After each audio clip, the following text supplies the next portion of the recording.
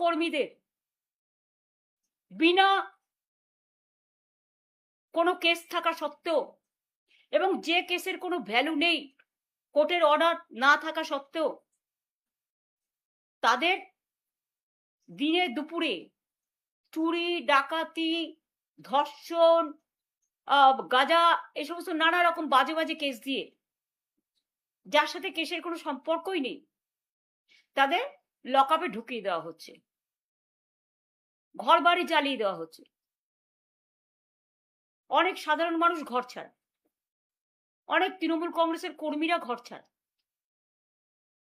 এবং সবচেয়ে দুঃখের ব্যাপার হচ্ছে, যারা তৃণমূল কংগ্রেসের সিম্বলে জিতে, আমার সই করা সিম্বলে জিতে, তারা আজ বলছেন 2023-এর পরে নাকি এই পার্টির কোনো অস্তিত্ব নেই, আমাদের 2027-এর অক্টোবরে আবার ইলেকশন করার কথা, এখন নয়।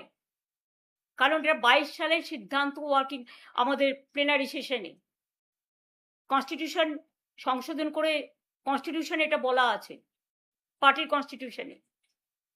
এবং যদি 2023-এই পার্টির রেকগনিশন শেষ হয়ে যায়, তাহলে 2026-এ আপনারা ইলেকশনে দাঁড়ালেন কি করে?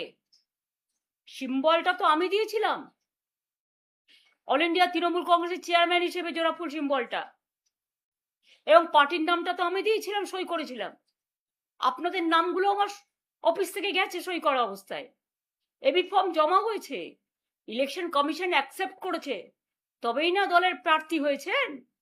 আর আজকে জিতে গিয়ে, যেহেতু বিজেপি নানান ছলে বলে কৌশলে কঠোরতায় নির্বাচন কমিশনকে সাথে নিয়ে ভোট লুট করে, নাম কেটে, নানা রকম অছিলায় সেন্ট্রাল ফোর্সকে দিয়ে একটা ভোট লুট করেছে, 2 মাসও ধৈর্য ধরতে পারলেন না, 2 মাসও ধৈর্য ধরতে পারলেন না, এত তাড়াতাড়ি দলের সাথে বেইমানি করে চলে গেলেন।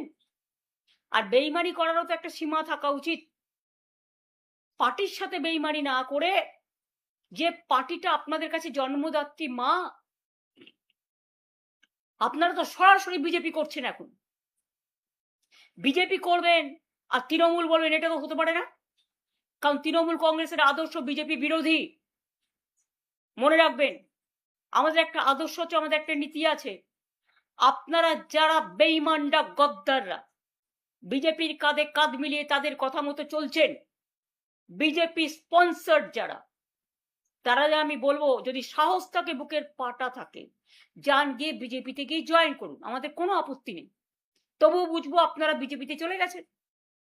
বিজেপিতে থেকে দল ভাঙার চক্রান্ত, ভাবেন কি যে আমি মরে গেছি? ভাবেন কি আমাদের কর্মীরা মরে গেছে?